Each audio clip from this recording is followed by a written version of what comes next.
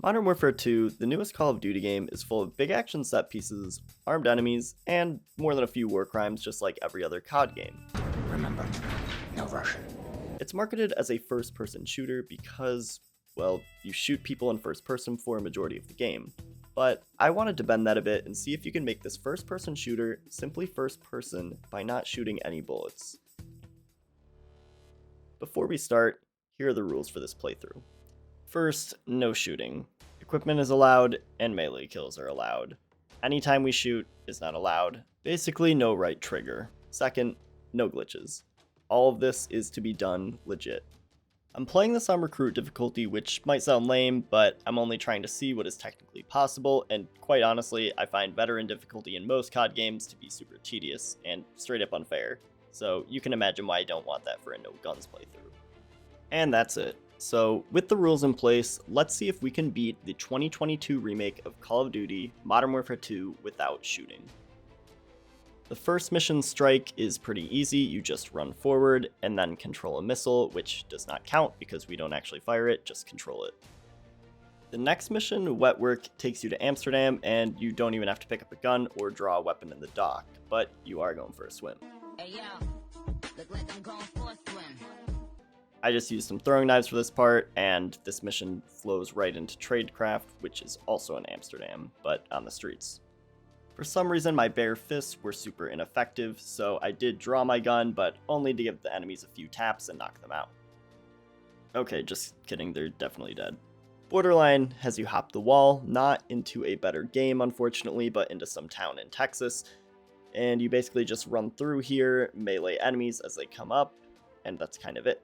There's one part where you get knocked to the ground and the game wants you to shoot the enemies standing above you, but Alejandro wants a high KD, so he'll bail you out and take your guy for you.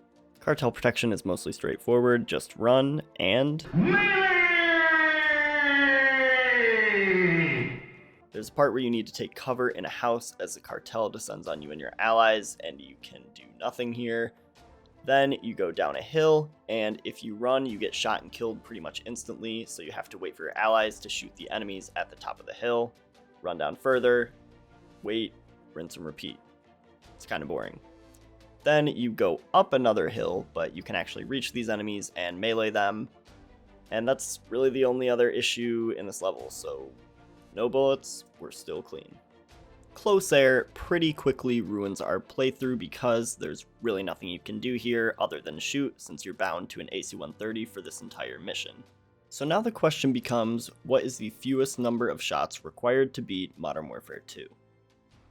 At the start of the mission, you'll just continuously circle the area until you fire a shot. That will then trigger your allies to start fighting, and you can wait from there. Later at the stables, your team asks you to level them because of enemies, but you can just wait and you don't actually have to shoot here. Graves, we're taking fire from the stables! Is the fire from the stables in the room with us? Is it here now? Is it here now, Ghost? Is it here now? Point it out. Quickly.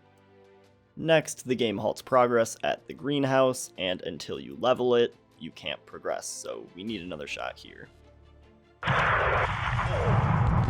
Your allies need a third shot to get into the compound, and again, the game won't continue until you break open this gate, so shot number 3. And finally, once our allies are inside the compound, we do have to defend them from attackers, and this takes 2 more shots. Fortunately, the fun continues in the next mission, Hardpoint, because we're once again in an AC-130 and we are forced to shoot enemies. First, you have to kill 4 guys with RPGs, and luckily, they are all spread out just enough so that you have to take 4 individual shots. You cannot hit 2 in 1, it's a pain, but it has to be 4 shots because if you don't kill any of them, they will kill your allies and you will fail the mission. Next, a bunch of enemies swarm your team on the restaurant rooftop, and you're supposed to clear out the enemies on the street, but I really didn't want to do that. However, I did need to use 2 shots here, which was the minimum I could get it down to in order for my team to not die and for me to progress to the next checkpoint. The game then just throws a bunch of enemies at you and you have to clear them out or your teammates will get killed. So I'm just going to go over those really quickly. you have to clear a mortar team on the soccer field, then there's an anti-air team also near the soccer field that shoots you down. Then I did one shot at the school, another for a second anti-air team by the soccer field, one more for a third anti-air team outside the school, one shot on this truck that, if you time it just perfectly, will also blow up a helicopter and take out a bunch of enemies, and then finally one more shot after the enemies from the armored truck come out. The last shot you have to take here is actually at the bridge, which doesn't kill any enemies, but it does prevent the enemy troops from crossing that. There's an anti-air person on the other side of the bridge, but if you just keep launching flares, you actually don't have to waste a shot on them and the mission will end.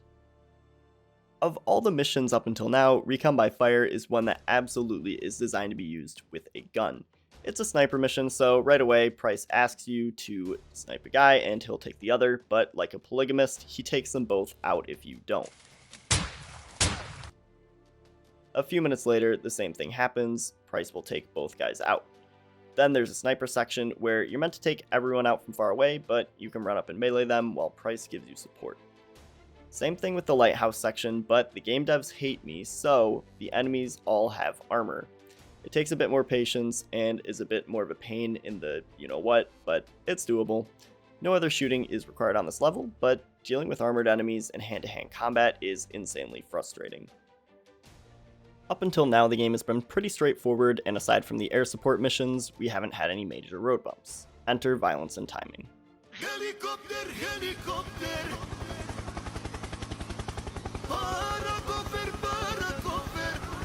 Right away, you're restricted to a helicopter with no equipment and only bullets to use. It's bad for us. Your allies are about as useful as random teammates in Team Deathmatch, and unfortunately, they are not gonna shoot this guy, which sucks because you need to kill him in order to progress with the mission. I hate to say it, but I have to use a bullet here. Next, an armored guy with an RPG appears, and you must kill him. If you don't, he'll shoot down your helicopter, and your allies are once again useless. This takes 4 headshots. 3 to break his helmet, and another to kill him. So, 4 more bullets. Another enemy you need to take out in order to progress, but can be done in one shot. So, in just this helicopter section alone, we are at 6 shots. Then, you fall out of the helicopter and you're hanging upside down. You have a pistol, and you have to shoot a truck before a guy launches a missile, otherwise it will instantly kill you. Finally, you must shoot one more guy in a truck that you land on, which requires 1 more bullet or else you instantly die. So we are already at 8 bullets total for this level just from the helicopter section until you get onto a car. Luckily, while you're driving, you don't really have to shoot, and you can just drive and avoid all of the obstacles.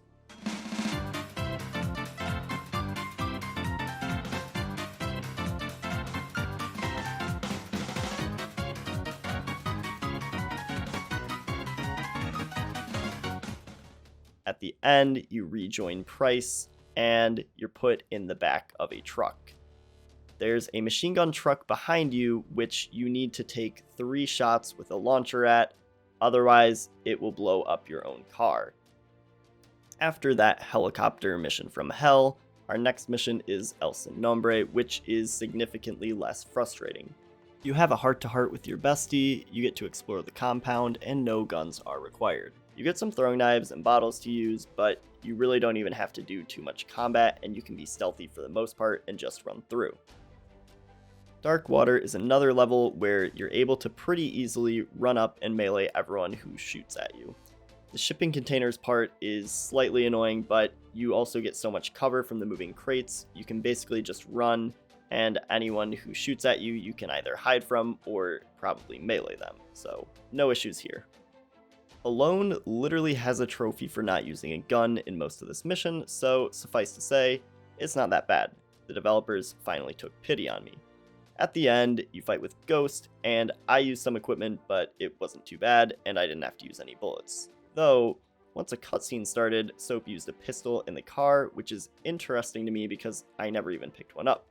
This might seem like a continuity error, but I don't think we can rule out that Soap possesses supernatural powers.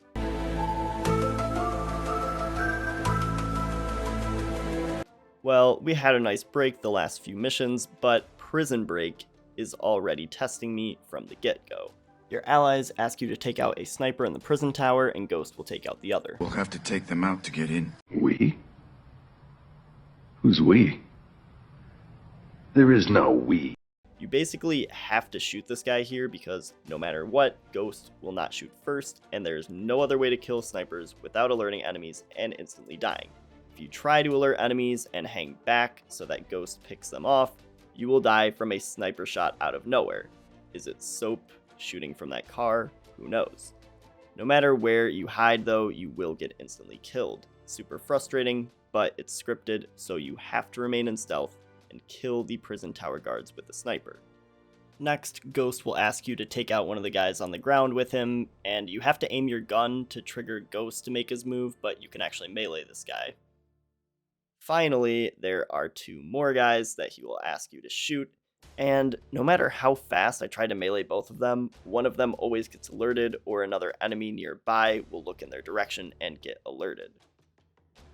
It's kind of weird because it seems as if Ghost is scripted to only shoot once you shoot, not kill when you kill, if that makes sense. If you melee, Ghost will not shoot the other guy, but if you shoot, Ghost will shoot the other guy. It's kind of weird and insanely frustrating, but I couldn't find a way around this, so I did have to use another bullet here. Luckily, the rest of the level is pretty easy. You even get a riot shield, which makes it easier to just sit back while your squad takes out enemies. Also, at the end of the level, you climb up a wall, and Ghost says, Turn in! Keep the gun in the car! "Yeah, not happening, buddy." I chucked one Molotov at some enemies, and that seemed to trigger the end of the level, so we were good without taking any more shots once we got inside the prison. The next mission, Hindsight, is super short and easy. You just sit in a truck and do nothing for 5 minutes. Hey, you're finally awake. You were trying to cross the border, right? In Ghost Team, the underground section is pretty easy, but when you get to the tarmac, there are 2 enemies by a helicopter that Alejandro tells you to drop. You need to kill them in stealth, or it's the same deal as a prison mission where you basically get insta-killed. I tried crawling around the helicopter to the door, but it won't let you enter the code until you kill the 2 enemies. Also, there's a radius where if you get too close to either of them, literally every single enemy knows your location. War criminals! Assemble.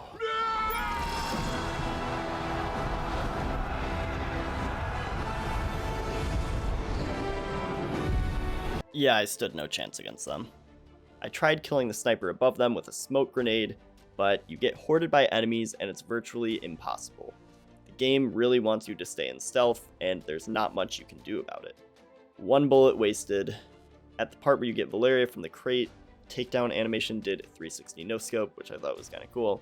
Also, just want to say this playthrough made me realize just how glitchy that animation is. Like, wow. Immediately after, in a cutscene, my guy ran in with just a riot shield also. Something about this mission was just like off. I don't know, something about it is just weird. Anyway, the tank battle with Graves is easy enough. You just lob C4 and melee any enemies that get in your way. So this is a 1 bullet level. The final mission, Countdown. So first you rappel along the side of a building and you need to shoot enemies that have taken hostages. There's literally nothing you can do. You have to shoot. It's divided into 3 levels, and on the first level, there are 2 enemies that you can kill if you line them up with 1 bullet. The second level has 4 enemies, which, again, you can line them up and do it in 2 bullets. It's kind of annoying, but honestly, not too hard, though they did run around a bit once they noticed me.